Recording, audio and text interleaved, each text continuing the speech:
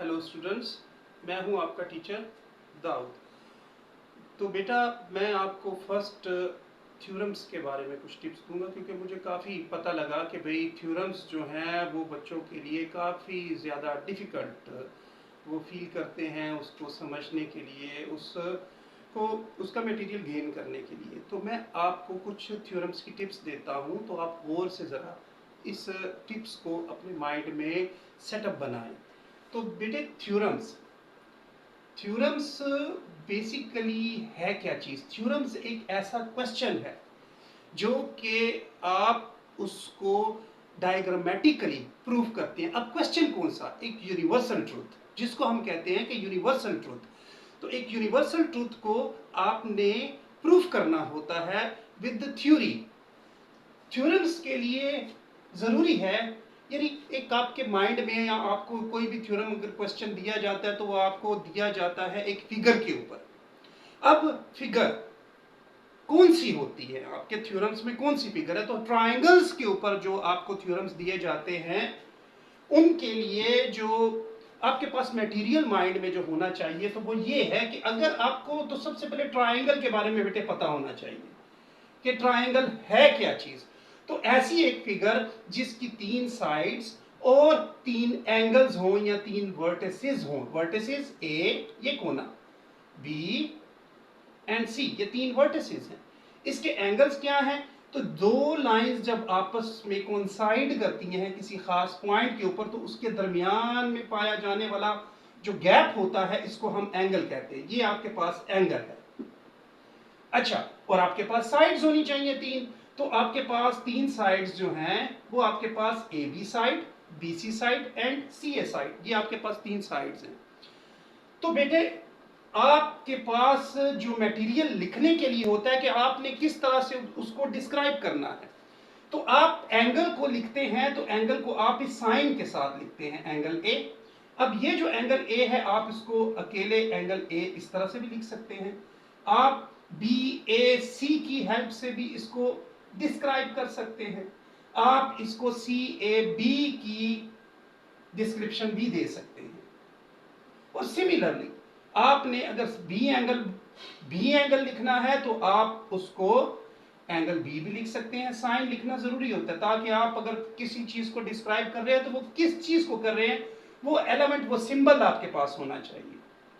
और इसके बाद अगर आपने किसी साइड्स को लिखना है, जो आपके पास साइड्स हैं, तो साइड्स आपके पास बेटे होनी चाहिए कि जैसे ये ए बी साइड है। ए बी साइड को आप लिख रही हैं तो उसके लिए आपके पास यहाँ पे बार होना चाहिए। बार रिप्रेजेंट करता है किसी साइड को। इसी तरह से आप बी सी, इसी तरह से आप सी ए, और इनके ऊपर आप बार लिखेंगे। Got it? अच्छा, इसके बाद अब हमने ट्रायंगल को रिप्रेजेंट करना है इन थ्योरम में। उसके लिए आपके पास पोस्टुलेट्स का होना बहुत जरूरी है।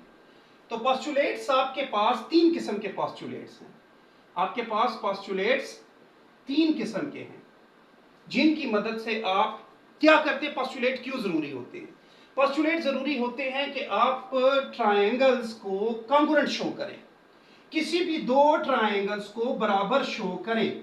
आपके पास 2 ट्रायंगल्स हैं, A B C D E F. आप इन 2 ट्रायंगल्स की कॉरेस्पॉन्डेंस लेंगे, ताल्लुक देखेंगे, रिलेशन देखेंगे। ताल्लुक कैसे देखा जाता है? ट्रायंगल ए बी सी का ताल्लुक देखने के लिए आप ये साइन यूज करते हैं कॉरेस्पॉन्डेंस का। ये जो साइन है ये कॉरेस्पॉन्डेंस को जाहिर करता है, ताल्लुक, कि इन 2 ट्रायंगल्स में ताल्लुक क्या है। ठीक है? इसी तरह से आपने किसके साथ? एबीसी ट्रायंगल का ताल्लुक, ये ट्रायंगल का साइन है। आपने एबीसी ट्रायंगल का ताल्लुक देखा है ट्रायंगल डीईएफ के साथ। अब इन दोनों में कॉरेस्पॉन्डेंस में आप चाहते क्या हैं? आपका टारगेट क्या है? आपका टारगेट ये है कि मैं इस ट्रायंगल और इस ट्रायंगल को मैं कॉन्ग्रुएंट शो कर दूं। मैं ट्रायंगल ए बी सी को कॉन्ग्रुएंट शो कर दूं ट्रायंगल डीईएफ के साथ। भाई क्यों कॉन्ग्रुएंट शो कर दूं? जब तक कोई ट्रायंगल्स आपस में कॉन्ग्रुएंट नहीं होंगे, उनकी अनकॉरेस्पॉन्डेंट साइड जो कि भाई कॉन्ग्रुएंट नहीं है, अब ये एंगल इसके कॉन्ग्रुएंट नहीं है, तो आप ये एंगल इसके कॉन्ग्रुएंट करना चाहते हैं तो आपके लिए जरूरी है कि आप इन दोनों ट्राइंगल्स को कॉन्ग्रुएंट शो करें। जब दो ट्राइंगल्स कॉन्ग्रुएंट शो हो जाएंगे तो ये आप कह सकते हैं कि भाई ये जो उसके जो एंगल्स हैं जो कि कॉन्ग्रुएंट थे नहीं थे ये भी कॉन्ग्रुएंट हो गए। अब उसके लिए जरूरी है कि आपने कॉरेस्पॉन्डेंस कर ली। कॉरेस्पॉन्डेंस के लिए आपके पास कोई सी तीन पोस्टुलेशंस होनी चाहिए। अब वो तीन पोस्टुलेशंस जो हैं वो एंगल ए एंगल डी के साथ होना चाहिए या एंगल बी एंगल ई के साथ होना चाहिए। ये आपको गिवन में होगा, ये आपके पास गिवन होगा कि भाई कौन सी कॉरेस्पॉन्डेंस आप लेना चाह रहे हैं। तो एंगल अगर ए कॉरेस्पॉन्डिंग कर रहा है एंगल डी के साथ, दूसरे एंगल डी के साथ, एंगल बी कॉरेस्पॉन्डेंस कर रहा है एंगल ई के साथ, और इसी तरह से तीन एंगल्स, दो एंगल्स हो गए तो एक साइड का होना जरूरी है कॉरेस्पॉन्डेंस के लिए।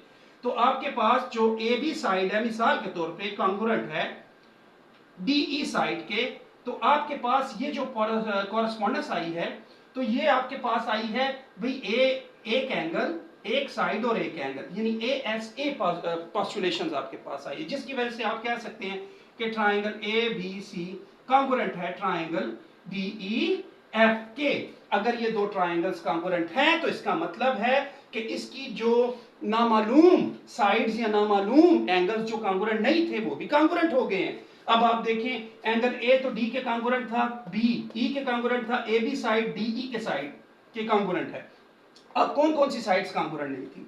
बीसी साइड कॉन्ग्रुएंट है ई एफ साइड के, हो चुकी भाई ये दो ट्राइंगल्स कॉन्ग्रुएंट है तो ये कॉन्ग्रुएंट हो चुका जी बेटा। तो इसी तरह से हमारे पास एस एस एस पोस्टुलेशंस भी होती हैं जिसमें तीनों साइड्स किसी दो ट्राइंगल्स में कॉन्ग्रुएंट हो जाए तो वो भी ट्राइंगल्स आपस में कॉन्ग्रुएंट हो जाते हैं।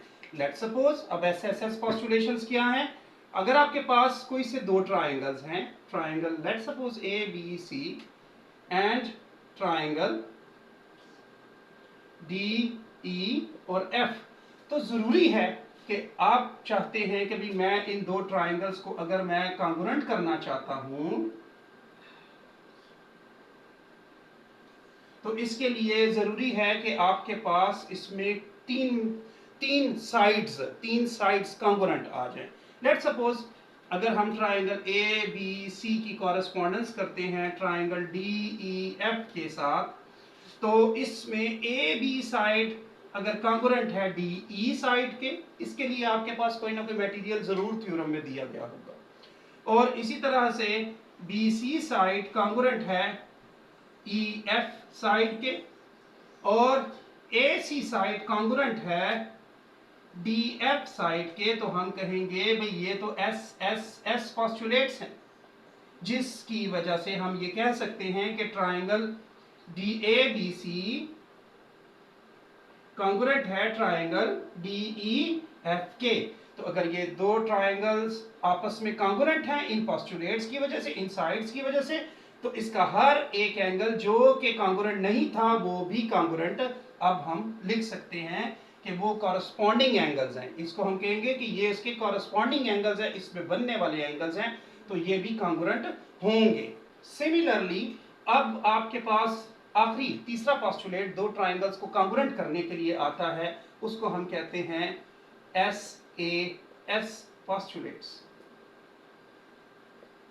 यानी किसी भी दो ट्राइंगल्स में अगर दो साइड्स और एक एंगल कॉन्ग्रुएंट होगा तो वो दो ट्राइंगल्स भी आपस में कॉन्ग्रुएंट होंगे। लेट्स सपोज हमारे पास एक ट्राइंगल है, लेट्स सपोज अब मैं एक्स वाई और जेड यूज कर लेता हूं, दूसरी तरफ ट्राइंगल में पी क्यू आर यूज कर लेता हूं।